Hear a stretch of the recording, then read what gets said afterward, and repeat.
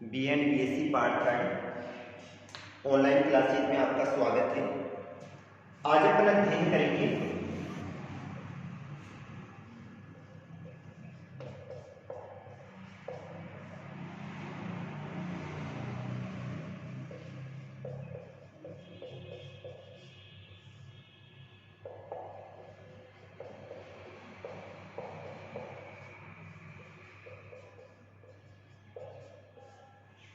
Asia महाद्वीप का भौतिक स्वरूप, यानी भौतिक स्वरूप किसे कहा जाता है। भौतिक स्वरूप की बात करें तो भौतिक स्वरूप के अंतर्गत अपन धरातलीय क्षेत्र का अध्ययन करते हैं। जिस क्षेत्र में निवास करते हैं वहां का धरातल कैसा पाया जाता है। तो भौतिक स्वरूप के अंतर्गत अपन पर्वतों का अध्ययन करते हैं, पठारों का अध्ययन किया जाता है, मैदानों का अध्ययन किया जाता है, घाटी का अध्ययन किया जाता है।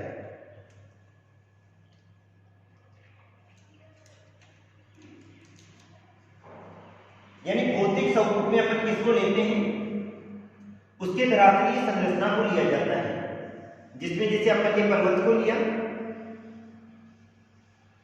पठार को लिया, समतल भूभाग यानी मैदान को लिया और घाटी वाले क्षेत्रों को लिया। भौतिक स्वरूप के अंतर्गत पर्वत को सम्मिलित किया जाता है,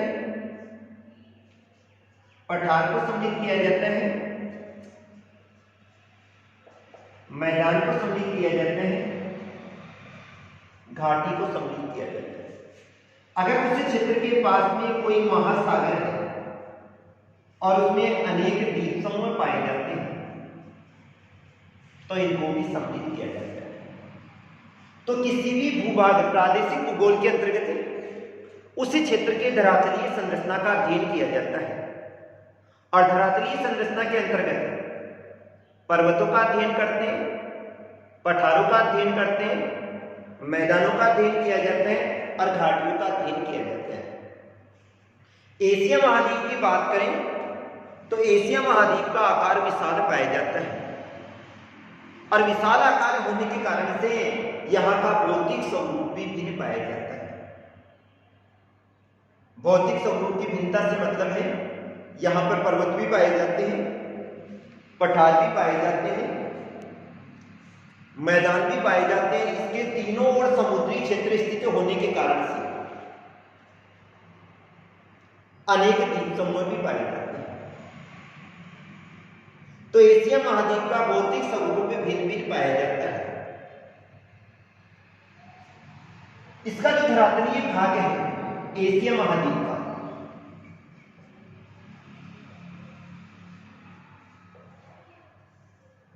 उसका जो संबंध पाया जाता है वो किससे पाया जाता है, अंगारा लैंड से पाया जाता है।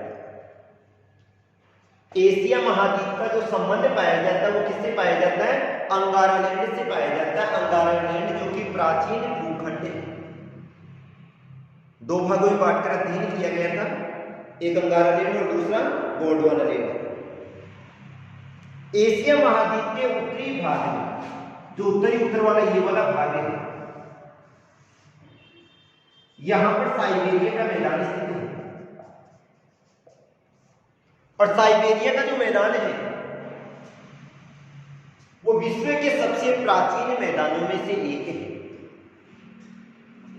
एशिया महाद्वीप के उत्तरी भाग में साइबेरिया का मैदान स्थित है जो कि सबसे प्राचीन भाग है।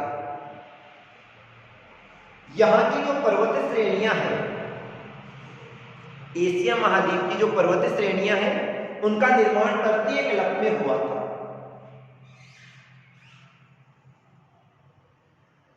और इनके केंद्रीय भाग में जैसे एशिया महाद्वीप का अध्ययन करें तो इसका जो केंद्रीय भाग पाया जाता है वो पामीर की गांठ वाला केंद्र है।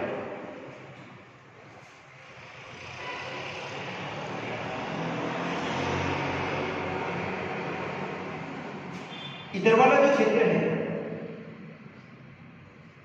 यहां पर हिंदू उसके पास में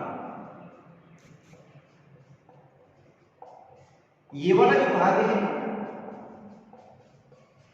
इसे कहा जाता है पामीर की गांठ और इसे विश्व की छत भी कहा जाता है।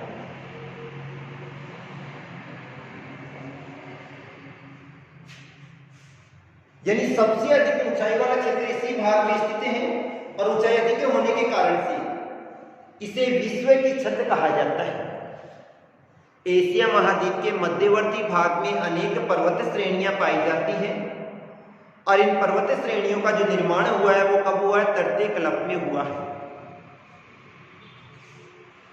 बीच वाले भाग में अत्यधिक ऊंचाई में पाई जाती है और अत्यधिक ऊंचाई पर स्थित होने के कारण से इन्हें क्या कहा जाता है? विश्व की छत भी कहा जाता है, अर्थात संसार की छत के नाम से भी जाना जाता है। पामीर की गांठ के दक्षिणी पश्चिमी भाग में पहली पर्वत श्रेणियों में आर्मीनिया की गांठ को लिया जाता है, जिसे अपन अध्ययन करें तो इधर वाला भाग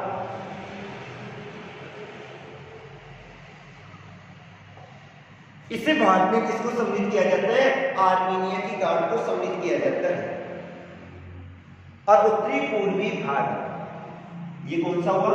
उत्तरी और पूर्वी कौन सा हो जाएगा? अल्ताई भाग पर्वत हो जाएगा। तो एशिया महाद्वीप के मध्यवर्ती भाग में अनेक पर्वत श्रेणियां पाई जाती हैं। फिर एशिया महाद्वीप के दक्षिणी भाग में अनेक नदियां पाई जाती हैं।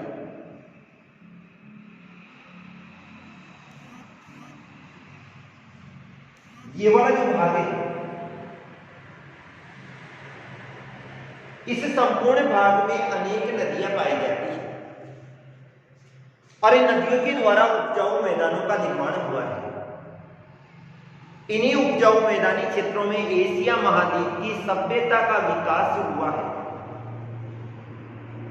एशिया महाद्वीप के मध्यवर्ती भाग का अध्ययन करें तो एशिया महाद्वीप के मध्यवर्ती भाग में तो अनेक पर्वत श्रेणियां पाई जाती हैं, लेकिन एशिया महाद्वीप का जो दक्षिणतम भाग है वहां पर अनेक नदियां पाई जाती हैं और अनेक नदियां स्थित होने के कारण से यहां पर मानव सभ्यता का विकास हुआ है। एशिया के उत्तरी भाग में ये वाला भाग, यहां पर 3 मुख्य नदियां बहती हैं। ये वाले भाग में आ जाएगा सतलज, गंगा, ब्रह्मपुत्र।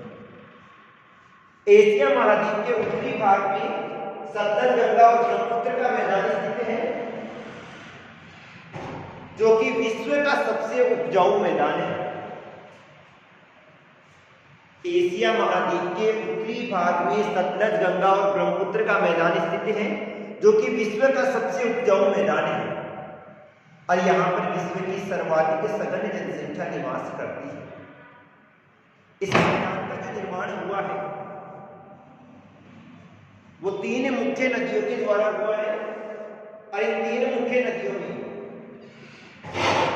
सतलज आती है, गंगा और ब्रह्मपुत्र। इधर वाली भाग से सिंधु और सतलज, गंगोत्री से गंगा और इधर से ब्रह्मपुत्र आके फिर बाद में सुंदरवन के डेल्टा का निर्माण करती है। तो इस भाग में विश्व की सर्वाधिक जनसंख्या निवास करती है।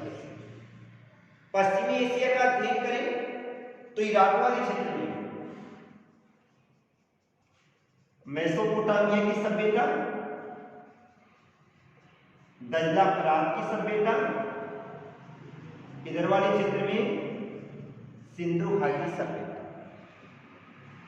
इनका विकास हुआ है, जिनको एशिया की प्राचीनतम सभ्यताओं में सम्मिलित किया जाता है। किसमें लिया जाता है? एशिया महाद्वीप की प्राचीनतम सभ्यताओं में सम्मिलित किया जाता है। तो ये बीच वाले भाग में तो पर्वत आ गए, दक्षिणी भाग में नदियां आ गई, यहां पर साइबेरिया का मैदान आ जाता है और ये वाला सबसे बड़ा मैदानी क्षेत्र है। इस क्षेत्र में 3 मुख्य नदियां बहती हैं, ओब है, यनेसी और लीला। लेकिन स्थिति क्या पाई जाती है? इस मैदानी क्षेत्र का अध्ययन करें तो ये वाला मैदानी क्षेत्र ऐसे प्रदेश में स्थित है जहां पर कठोर शीत ऋतु पाई जाती है। और हर समय यहाँ पे बर्फ भी जमी रहती है। अतः यहाँ की नदियों में जल जम जाता है और जल जमने के कारण से जल प्रवाह की दोषपूर्ण नीति हो जाती है। क्या हो जाती है? जल प्रवाह की दोषपूर्ण नीति हो जाती है। अतः यहां पर जनसंख्या भी कम निवास करती है। फिर इधर वाला भाग आता है,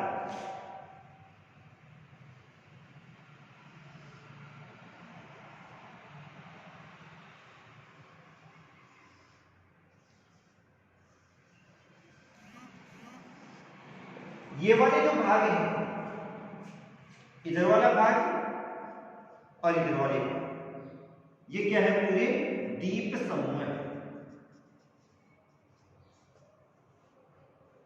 यहां भी द्वीप है, यहां भी द्वीप है, इंडोनेशिया भी द्वीप है। तो एशिया महाद्वीप के दक्षिणी भाग और दक्षिणी पूर्वी भाग में द्वीप समूह स्थित है और इनमें सर्वाधिक द्वीप फिलिपाइन द्वीप समूह में स्थित है। सर्वाधिक द्वीप कहां स्थित है?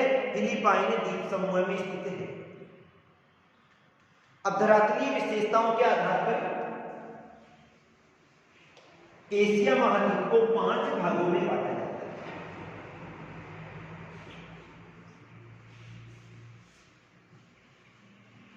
धरातलीय विशेषताओं के आधार पर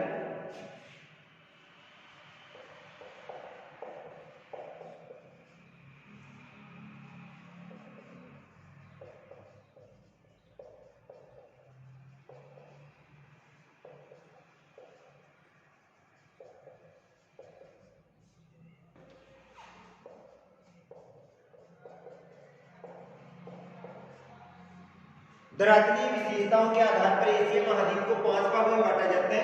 सबसे पहला है मध्यवर्ती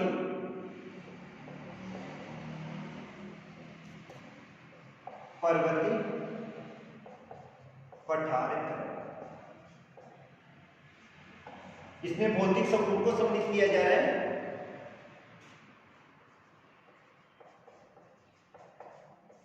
नदियों के मैदान, तीसरा आ जाएगा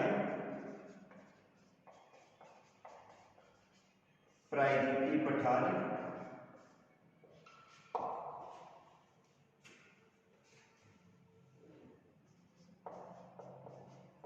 उत्तर की निचली भूमि,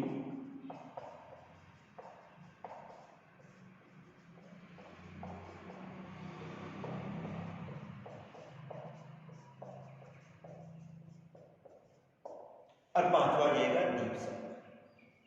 एशिया महाद्वीप का अध्ययन करें और एशिया महाद्वीप का धरातलीय विशेषताओं के आधार पर अध्ययन करें तो इसे 5 भागों में बांटा जाता है। एक है मध्यवर्ती पर्वत पठार का, दूसरा नदियों के मैदान, तीसरा प्रायद्वीपीय पठार, चौथा उत्तर की निचली भूमि और 5वां आता है द्वीप समूह। इन क्षेत्रों के वर्गीकरण का अध्ययन करें।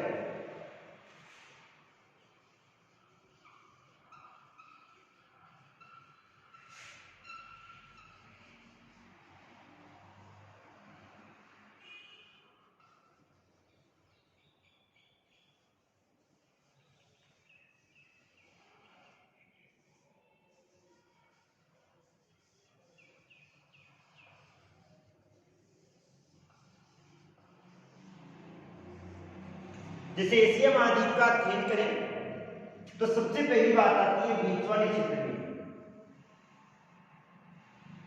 ये वाला आ गया मध्यवर्ती पर्वत पठार का।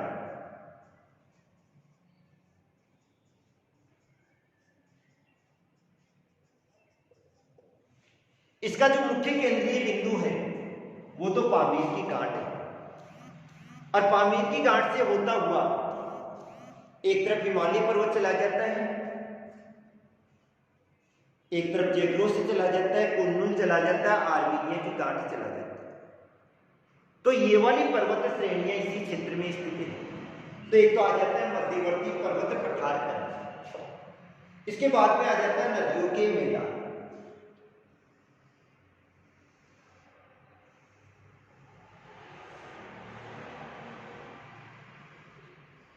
ये वाला जो क्षेत्र आता है वो किसमें आता है? नदियों के मैदान। मध्यवर्ती पर्वत पठार क्रम का अध्ययन करें तो ये वाला क्षेत्र अत्यधिक ऊंचाई पर स्थित है, और अत्यधिक ऊंचाई पर स्थित होने के कारण से इस क्षेत्र में वर्षा अधिक होती है। वर्षा की अधिकता के कारण से यहां पर अनेक नदियां पाई जाती हैं, और जब ये वाली नदियां पर्वतीय क्षेत्र से नीचे की ओर उतरती है, तो जब ये नदियां नीचे की ओर उतरती है तो अपने साथ में कंकड़ पत्थर के अवशेष लेकर आती है, और जैसे ही वहां से आने के बाद में मैदानी क्षेत्रों में प्रवेश करती है, वहां पर इनको जमा कर देती है। अतः मैदानों का निर्माण होता है, और इनमें जो मुख्य मैदानी क्षेत्र है वो कौन सा है? सतलज, गंगा और ब्रह्मपुत्र का मैदान है। तीसरी बात आ जाती है प्रायद्वीपीय पठार। यह आ जाता है प्रायद्वीपीय पठार। ये वाला दक्षिणी भाग में स्थित होने के कारण से इसको दक्षिण का प्रायद्वीपीय पठार भी कहा जाता है। क्या कहा जाता है? दक्षिण का प्रायद्वीपीय पठार भी कहा जाता है। और इस पठारी भाग का अध्ययन करें तो इसमें 3 पठारी क्षेत्रों को सम्मिलित किया जाता है। ये वाला कौन सा हो जाएगा? अरब का प्रायद्वीपीय पठार, ये वाला भारत का प्रायद्वीपीय पठार, और वो अरब का। 3 मुख्य क्षेत्रों में बांटकर अध्ययन किया जाता है, तो इसमें पठारी क्षेत्र को सम्मिलित किया जाता है। चौथा आता उत्तर की निचली भूमि, इसमें इस भाग को सम्मिलित किया जाता है। मध्यवर्ती पर्वत पठार क्रम के उत्तरी भाग का अध्ययन किया जाता है, और ये वाला प्रदेश उत्तर की ओर स्थित होने के कारण से नीचाई में पाया जाता है। इस क्षेत्र में मुख्यतः केवल 3 ही नदियां बहती हैं, एक ओब है, यनेसी है और लीना। जब ये नदियां बहती है तो शीत क्षेत्र होने के कारण से इन नदियों का जल जम जाता है, अतः यहां पर जल प्रवाह की दोषपूर्ण नीति पाई जाती है, और जल प्रवाह की दोषपूर्ण नीति होने के कारण से यहां पर हमेशा दलदल भरा रहता है, कीचड़ पाए जाते हैं। और इसके बाद में आता है द्वीप समूह। इस मैदानी क्षेत्र का अध्ययन करें तो इसको साइबेरिया का मैदान भी कहा जाता है। और द्वीप समूह, एशिया महाद्वीप के 3 और समुद्री क्षेत्र पाया जाता है। इधर हिंद महासागर आ जाएगा, इधर प्रशांत महासागर, और इधर आर्कटिक महासागर। यहां से ये स्थलीय भाग कई जगह से टुकड़ों के रूप में कटा हुआ है, और उसके कारण से यहां पे क्या पाए जाते हैं? द्वीप समूह पाए जाते हैं। फिलीपाइन हुआ, इंडोनेशिया हुआ, मलेशिया हुआ, जावा हुआ, अंडमान निकोबार द्वीप हुआ, ये सारे के सारे द्वीप समूह पाए जाते हैं। इस धरातलीय विशेषताओं का अध्ययन अपन आगामी अध्याय में करेंगे, कल करेंगे। Thank you.